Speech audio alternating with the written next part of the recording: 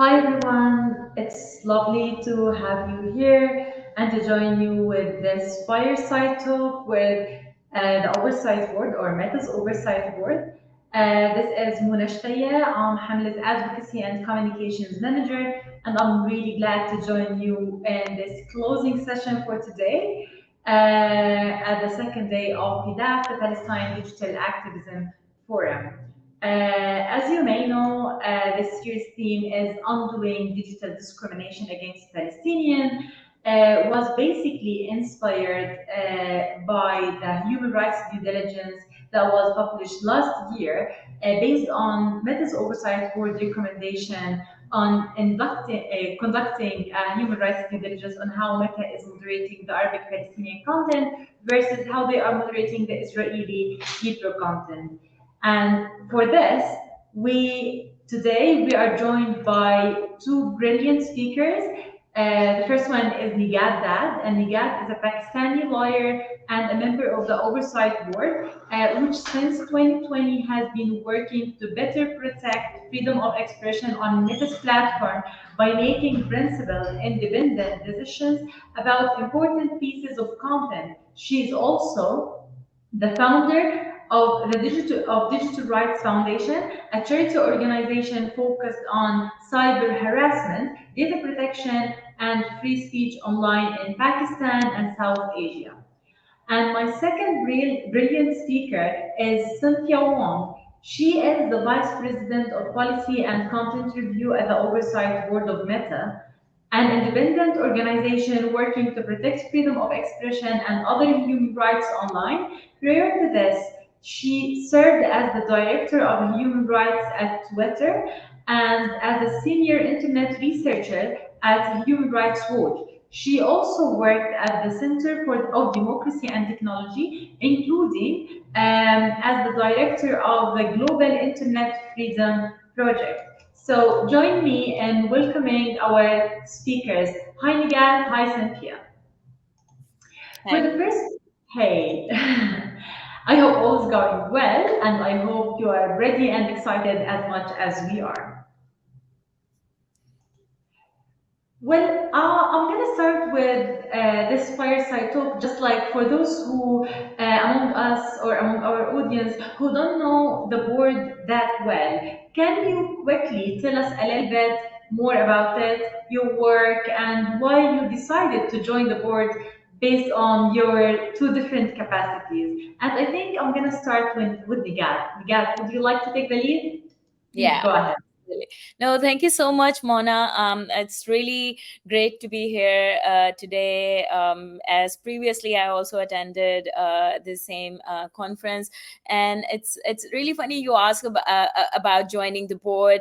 And I just realized that on LinkedIn, I have had my third anniversary of joining. Um, uh, the idea for the board first came in 2018, and following lengthy global consultations, it evolved into a first of its kind experiment in content moderation and independent oversight.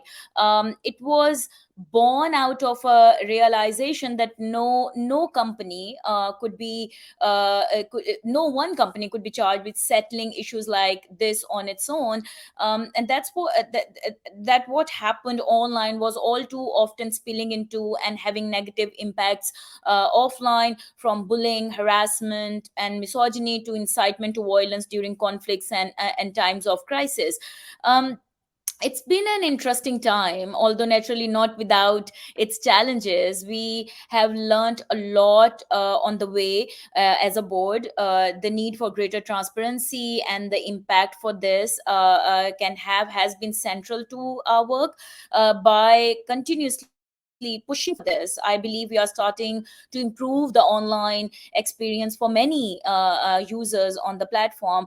And when we look at the MENA region, for example, I think we are having a significant impact through oversight board cases, our decisions, which have confirmed some things that civil society has been saying for years, like your organization, like the negative impact of over enforcement for certain communities. And our mandate might seem straightforward on paper, like making binding decisions on what content Facebook and Instagram should allow or remove based on respect for freedom of expression and human rights.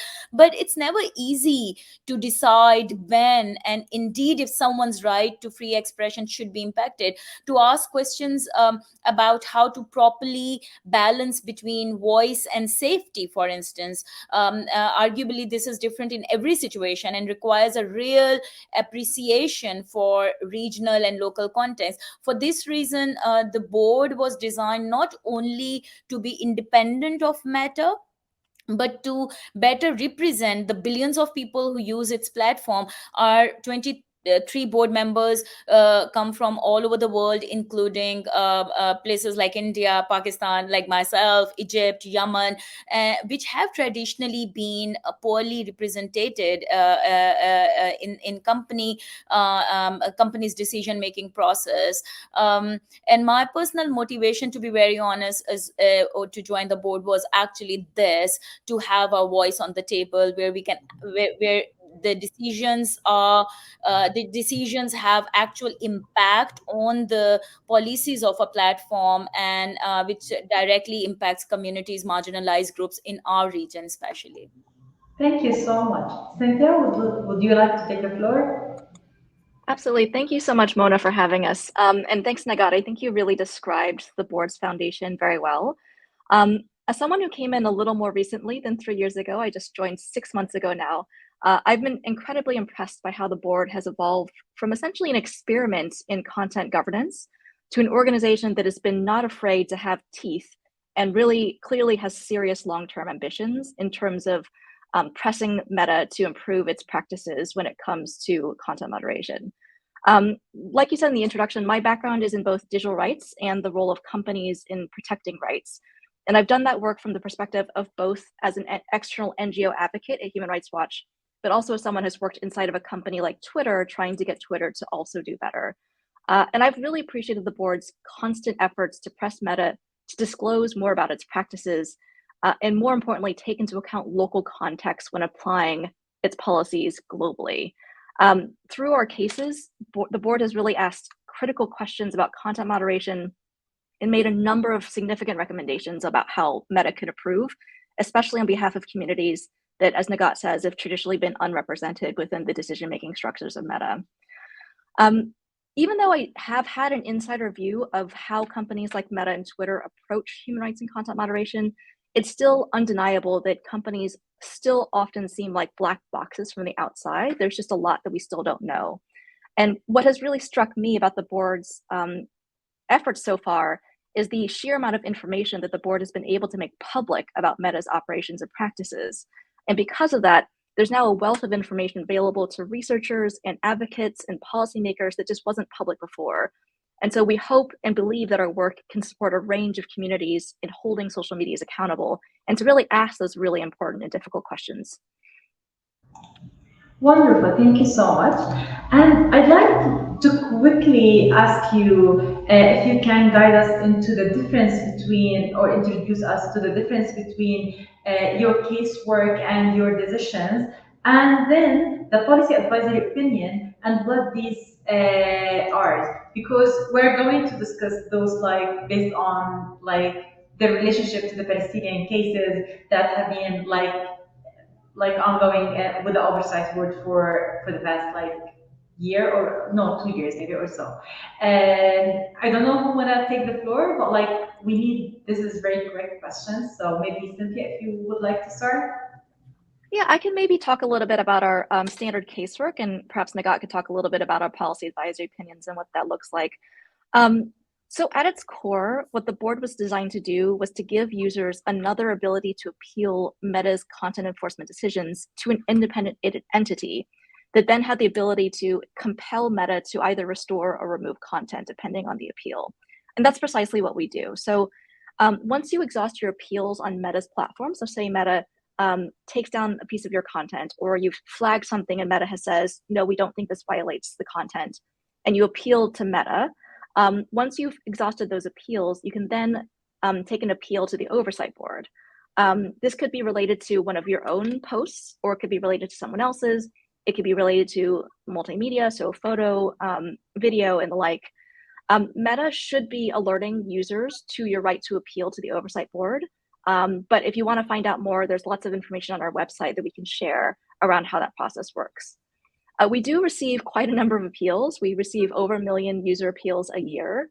And so in order to triage that and to really find the most impactful cases, the board has a case selection committee that's made up of board members that are globally distributed. So we have board members from all around the world on this committee. And they review the appeals that we get from users, as well as a small number of referrals that Meta sends us that they think we should weigh in on. And the committee really works to make sure that we choose cases that are the most significant, the most challenging, and will have the biggest impact on the protection of Meta's users. Again, particularly with the lens of human rights. So to date, in our operations, we've selected over about 40 cases. I would say 50% of them have come from the global majority. And we have actually overturned Meta's original decision in those cases at about 70% of the time, right? So I think that goes to tell you about some of the cases and some of the mistakes that I think we're surfacing that Meta has made. But I'll say that the impact of our cases doesn't just come in the individual decision. As part of the case process, we get to ask Meta questions about its moderation practices, and we try, like I said before, to share as much information publicly about those answers as we can. And we also issue recommendations.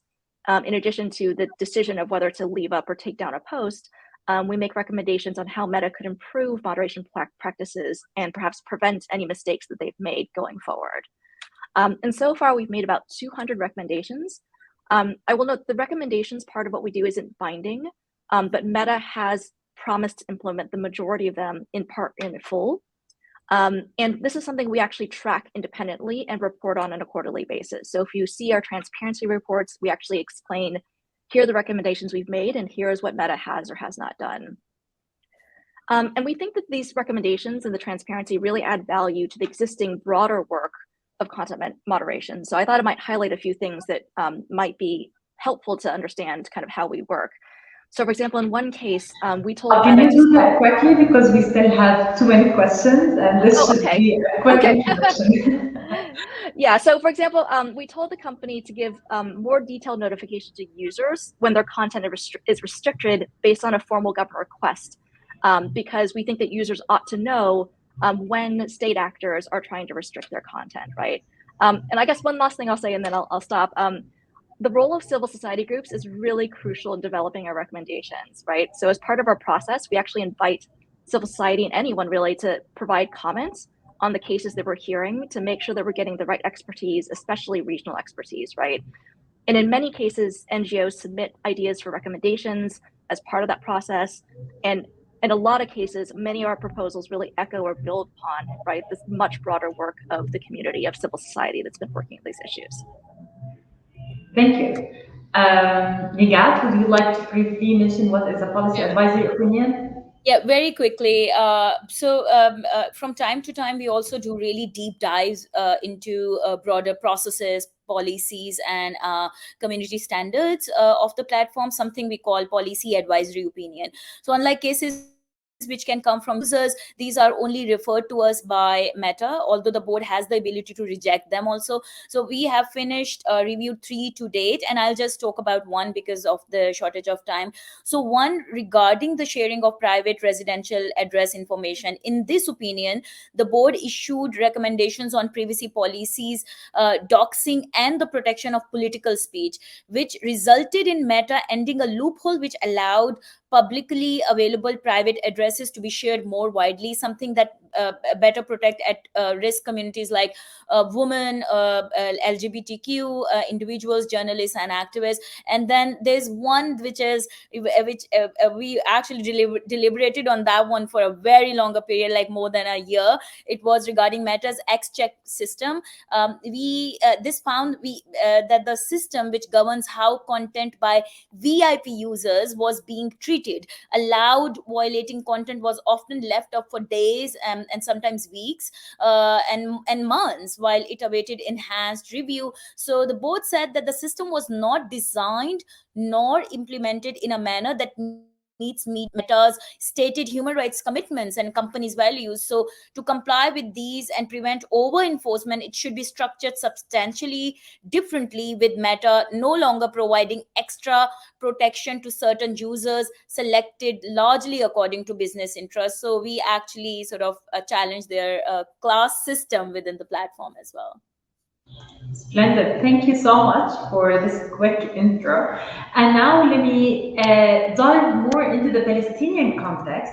And since we're speaking about Palestine, and our major case in this context is Al Jazeera case, and if you can just please tell us a little bit about your work on Al Jazeera case and how this led to the commissioning and publishing of a human rights due diligence report on content moderation in Israel-Palestine, and if you want to highlight the main findings and why do you think reports like these are an important and effective tool to push for change at big tech companies? And maybe I would like to start with you, Nigat. Yeah, please go ahead. Sure. No, I mean, thank you so much for mentioning this case. It's the most notable cases to date. And it remains among my favorite ones because it allowed the board to dive into a lot of different issues. In this case, the board overturned Meta's decision to remove a post sharing on Al Jazeera news article about a threat of violence from the military wing of the Palestinian group Hamas under its dangerous individual organization policy. After the board selected the user appeal, Meta reverts its original decision. So the board issued 4 recommendations in this case. I'll quickly mention them. One, the need to add criteria and illustrative examples to its dangerous individuals and organization policy to increase understanding of the exceptions for neutral discussions, condemnations, and news reporting. We said that ensure swift translation of updates to the community standards into all available languages. We also said formalize a transparent process and on how it receives and responds to all government requests for content removal and ensure that they are included in their transparency reporting. And the 4th one was engaging an independent entity not associated with either side of the conflict to conduct a thorough examination to determine whether Facebook's content moderation in Arabic and Hebrew, including its use of automation, have been applied without bias. And in our 4th recommendation, the board was inspired by recommendation in multiple comments in this case, including Hamla's. And again, I'll echo what Cynthia said, that board has been really inspired by the work that civil society has been doing. And in this case, Hamla's advocacy for years. So we Meta engaged based on these recommendations, Meta engaged the company Business for Social Responsibility to conduct the review. Thank you. Share some thoughts on this? Sorry, was that over to me? I cut out a little bit. No worries. Yeah. Would you like to share your thoughts on this? Yeah, I think one of the most striking aspects of the report, so BSR is the entity that then did the independent assessment of Meta's content moderation of the conflict in May 2021, right? And so I think one of the most striking things is they found both over-enforcement, so mistakenly removing content and applying account penalties, and under-enforcement, so failure to remove content that violated Meta's rules, especially under the dangerous individuals and organizations policy and the violence and incitement policy that Meta has. The report also noted that automated processes that were applied to Arabic were not actually applied to Hebrew in the same way because there was actually no Hebrew language classifier for hostile speech. And again, that contributed to mismatched enforcement efforts based on the language itself. Broadly speaking, the report also found that mistakes were happening in a variety of places, and those mistakes had some pretty significant consequences. So one notable example was a hashtag Al-Aqsa it was added to a hashtag block list by an employee that was a consultant, even though the hashtag was actually not being used in a way that was violative, but it was being used to actually document human rights violations associated with that event. So like Nagat said, the report contained a number of additional recommendations to Meta to address some of these things.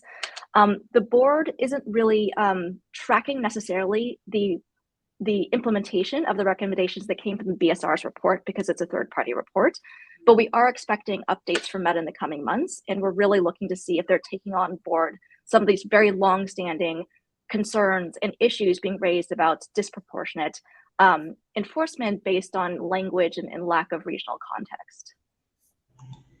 Thank you for providing us with details that can help you to understand more the case. And I believe at the moment the board is working on policy advisory opinion on the use of the term shaheed on Meta's platforms, which according to Meta was the most moderated, or was the reason why most of the cases were taken down, for content taken down. Can you please tell us a little bit more about that and concerns about over-enforcement in this case in particular, how this impacts users in the broader MENA region and in Palestine in particular? And I'd like to start with you, Nigat, since the word shaheed is not only a concern for Palestinians, but also people in Pakistan were impacted by the same thing. So please.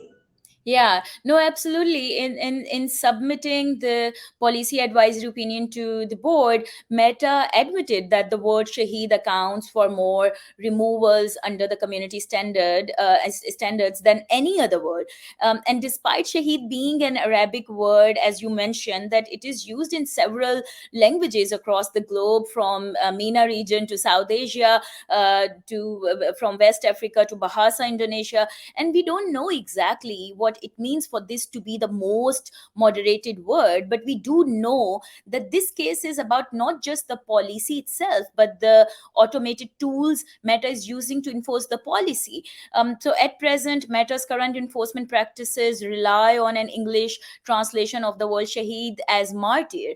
And in English, the word martyr means a person who suffered or died for a justified cause, and typically has positive connotations.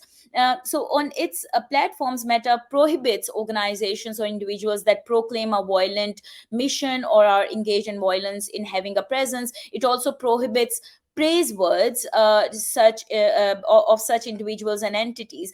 But there are three main problems with this. Firstly, the English translation of shaheed does not accurately reflect the meaning of the word in many contexts. Arabic is one of the most widely spoken languages in the world, used across regions, countries, and cultures. So the meaning of the words varies.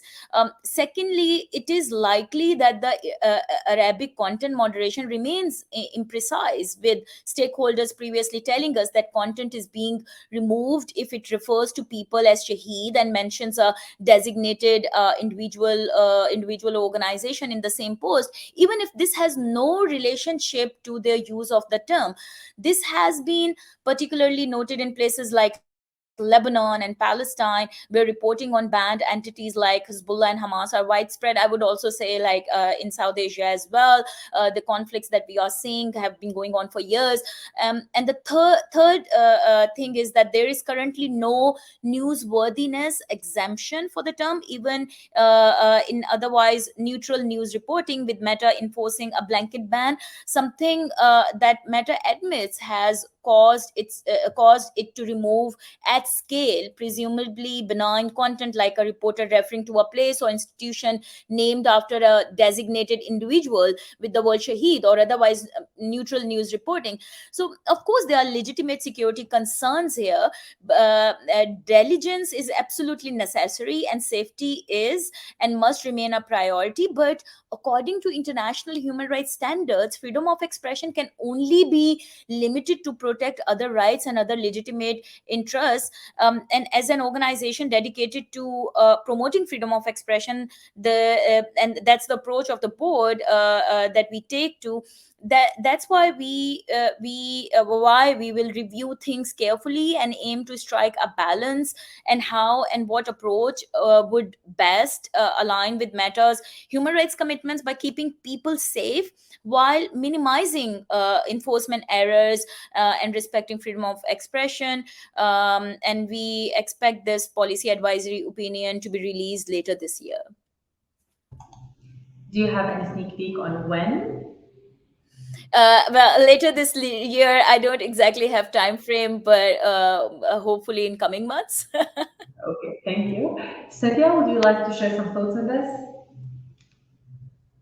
Yeah, I can speak a little bit more about kind of the recommendations we've made around the policy, the dangerous individuals and organization policy, which has been a subject of multiple cases that we've taken over the years. So for background, that policy prohibits praise, support, or representation of entities or people that are on Meta's dangerous individuals or organizations list. And this includes sharing official communications of a group on that list, but there are exceptions for neutral discussion, condemnation, or news reporting. And for a long time, these exceptions were not defined at all publicly. So we've repeatedly, over multiple cases, asked Meta to improve enforcement of and transparency around this policy, including through the Al Jazeera case. We started addressing this policy in 2021, and we've had 12 recommendations to Meta on this policy. So we've asked Meta to, for example, provide public examples of what it means to praise or support or representation according to the policy, and Meta has provided at least some of that. We've also asked them to further clarify the policy exceptions like newsworthiness, and this came up in the Al Jazeera case as well. And the board recommended to Meta to add more details to its policy to basically increase understanding of what those exceptions are so that people can avoid being over-enforced against. Meta has committed to updating its internal guidance, but it hasn't committed to updating its externally facing policy so that we as users understand what they mean by these terms. The board has also recommended that Meta notify users what specific rule in the standard they're being enforced against and why, and Meta has taken at least some steps there, but there's a lot more to do there, I think, to provide more clarity to users as to how these rules are being applied.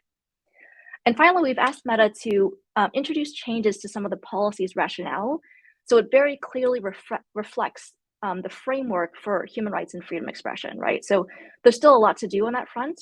And in response, Meta has updated some policy language to allow discussion about the human rights, for example, of designated individuals.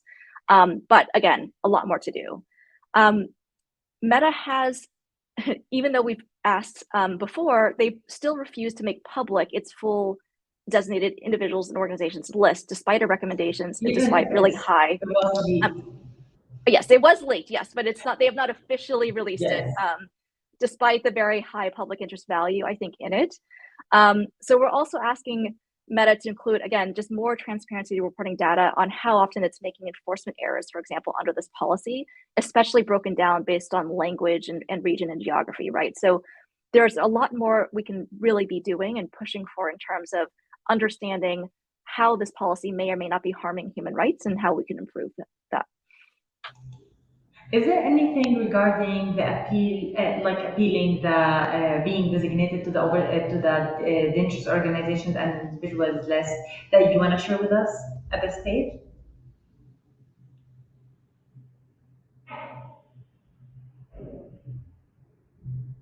Cynthia? Sorry, could you say more about the question? I think that's mostly what I think we wanted to share in terms of like the recommendations. It's just we've made a number of recommendations with the policy, and there's a lot more to improve. And we really hope that this community can take a look at some of the information we've been able to make public and keep asking those difficult questions of Meta. Okay, thank you so much. Well, by that we have reached to the end of our last session, and this is also the last session of the second day of the Palestine Digital Activism Forum. And for that, I'd like to kindly just to thank Nigat and to thank Cynthia for joining me in this.